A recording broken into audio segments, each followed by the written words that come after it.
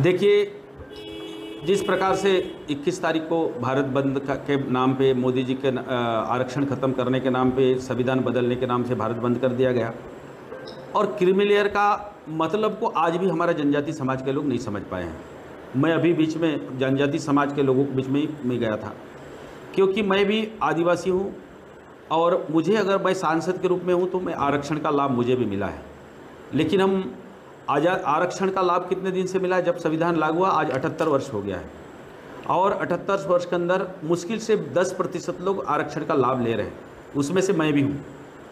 और अगर इसी पद्धति से अगर आरक्षण प्रक्रिया लागू रहेगा, हमारे जो निचले स्तर लोग हैं, क्योंकि मेरा बेटा या कोई टीचर आरक्षण लेकर टीचर या बड़ा फर्स्ट क्लास अधिकारी बना है, उसका बेटा इंग्लिश मीडियम में पढ़ाई करेगा और एक गांव का आदिवासी का बेटा गांव के स्कूल में पढ़ाई करेगा।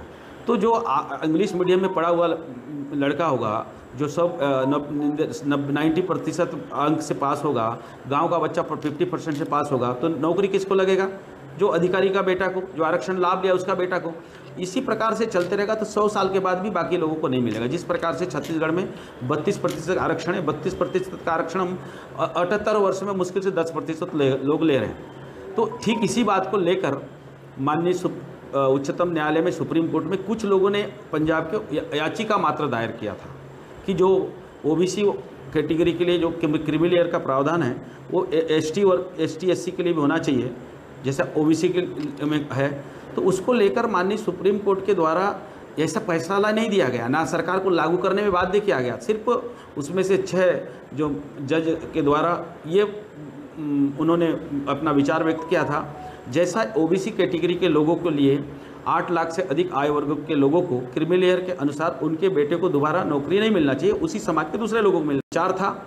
उसके बाद हमारे ST/SC वर्ग के लोगों का पूरे देश के पूरे सांसदों के द्वारा माननीय प्रधानमंत्री जी को भी मिले और माननीय प्रधानमंत्री जी ने स्पष्ट कर दिया कि बाबा साहब अम्बेडकर ने जो संविधान लागू किया है, जब तक देश के लोगों का मांग नहीं होगा, अंतिम व्यक्ति तक का ये विषय नहीं आएगा मेरे संज्ञान में, तब तक मैं नहीं बदलूंगा, ना कोई किसी प्रकार का छेड़ाछाड़ी नहीं होगा। और उन्होंने एक उससे बढ़कर एक और बात कर दिया कि बाबा साहब अम्बेडकर भी अगर दोबारा जन्म लेकर आके मोदी जी बदल दो तब भी नहीं बदलूंगा, जब तक देश के लोगों को इसका संज्ञान नहीं होगा, इसका जानकारी नहीं होगा और मांग नहीं होगा।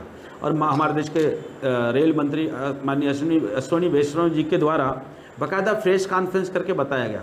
उसके बाद भी एक कुछ तथाकथित संगठनों के द्वारा भारत बंद के नाम से फरमान जारी किया गया और सीधा भारत सरकार के ऊपर, हमारे मोदी जी के ऊपर, हमारे बीजेपी के ऊपर आरोप लगाया गया कि संविधान बदला जा रहा है, आरक्षण खत्म कराया जा रहा है। इस प्रकार से समाज को भ्रमित करने का और सरकार को, मोदी जी को बदनाम करने का कुछ ताकत लगा हुआ है।